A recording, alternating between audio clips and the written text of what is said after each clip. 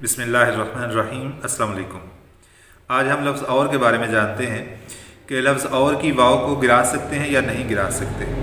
अगर गिरा सकते हैं तो किन सूरतों में गिरा सकते हैं, और के कितने औज़ान हैं, इस बारे में हम जानते हैं।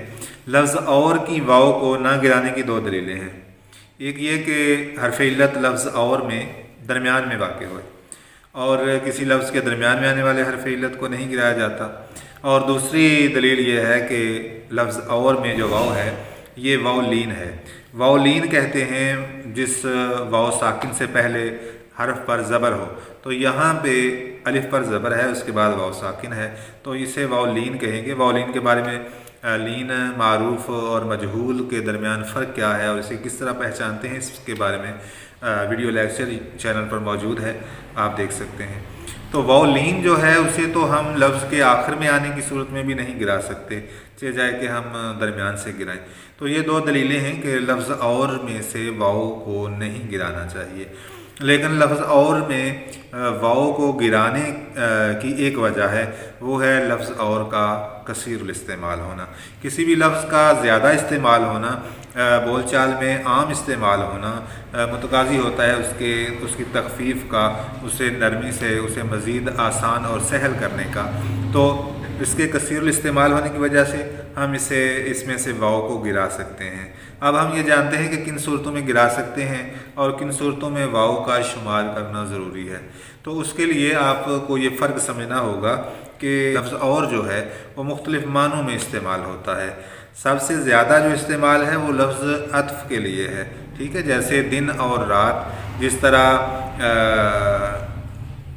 फ़लाँ और फ़लाँ, ज़ैद और अम्र, ठीक है, एक और दो, तीन और चार, ये जो और का लफ्ज़ दरमियान में आ रहा है ये बराए अत्फ़ है।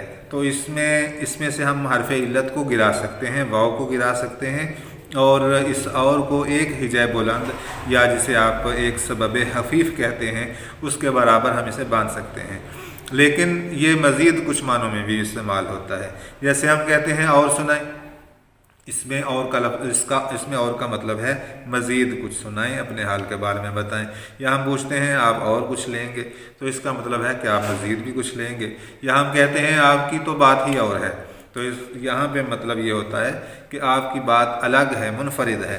तो ये मुख्तलिफ़ मानों में जब लफ्ज़ और इस्तेमाल होता है तो इसमें से हम इसकी वाव को नहीं गिरा सकते, क्योंकि ये अल्फाज कसीरुल इस्तेमाल नहीं है। इस माने में और का लफ्ज़ जो है ये इन मानों में कसीरुल इस्तेमाल नहीं है। और जब तक हम इसे खींच के इसकी वाव को अदा करके लफ्ज़ और को न पढ़ें, तब तक हम इन मानों में इस और को नहीं समझ सकते कि ये इन मानों में है। मिसाल के तौर पे हम लेते हैं जैसे दिन और रात, ठीक है। दिन और रात ठहर जाते, दिन और रात ठहर जाते। आप देखें दिन और रात या रात और दिन, ठीक है, रात और दिन ठहर जाते। यहाँ पे और को और करके पढ़ा जा रहा है और ये समझ में भी आ रहा है। यहाँ पे और जो है वो अत्फ़ के लिए है, इसलिए इसकी वाव गिराई है, लेकिन इसके बावजूद ये लफ्ज़ पूरी तरह से समझा जा सकता है। और अगर हम कहें काश और दिन ठहर जाते, काश और दिन ठहर जाते, अब यहाँ अर्थ क्या है, और वाव को गिरा के कुछ इसकी समझ में नहीं आ रहा। अगर हम कहें काश और दिन ठहर जाते, तो और को जब हमने खींच के पढ़ा तो अब यहाँ पे हम समझ सकते हैं कि मज़ीद के माना में है, या कुछ और दिन ठहर जाते, कुछ और दिन, कुछ मज़ीद दिन ठहर जाते। या इसे खींच के पढ़ने से तो समझ में आ रहा है, लेकिन जब हम इसे वाव को गिरा के पढ़ेंगे, कुछ और दिन ठहर जाते, और दिन तो और जो है ये यहाँ पे अपना पूरा मफ़हूम जो है मज़ीद के माना में ये लफ्ज़ नहीं दे रहा, क्योंकि हमने इसमें से हरफ इल्लत को गिराया है और ये कसीरुल इस्तेमाल भी नहीं है, इसलिए इसे समझना मुश्किल हो रहा है। तो लफ्ज़ और जो है इसके बारे में आप ये ज़हन नशीन कर लें कि अगर लफ्ज़ और बराए हरफ अत्फ़ आए तो फिर इसमें से हरफ इल्लत को गिरा सकते हैं और इसे एक सबब खफ़ीफ़ के बराबर, यानी एक हिजाए बुलंद के बराबर, या जिसे हम अलामत में दो से ज़ाहिर करते हैं, और मैं अपने कोर्स में उसे दाल से अलामत के तौर पर ज़ाहिर करता हूँ, तो आप उसे दाल के बराबर मान सकते हैं। और का असल वज़न है दाल अलिफ, यानी 2 1, और इसमें वाव को गिरा कर इसका वज़न निकलता है दाल यानी दो। और इसे जब हम इख्फ़ाए अलिफ के साथ इस्तेमाल करें तो इसका वज़न मज़ीद मुख्तलिफ हो जाता है। उसको समझने के लिए आपको इख्फ़ाए अलिफ का कानून अच्छे तरीके से याद होना चाहिए।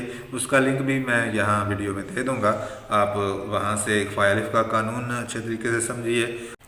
इख्फ़ाए अलिफ की सूरतें कुछ इस तरह से बनेंगी जैसे रात और दिन, ठीक है, रात और दिन, दो एक दो एक दो, ठीक है, ये इस तरीके से इसका वज़न बना।